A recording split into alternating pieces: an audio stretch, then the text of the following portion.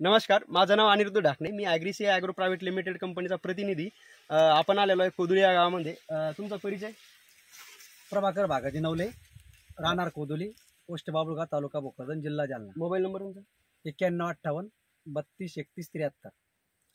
आपण मक्काचं वाण लावलेलं आहे. त्या मक्काच्या वाणाला आपण पॉन्टिक सोडलेलं आहे बघा.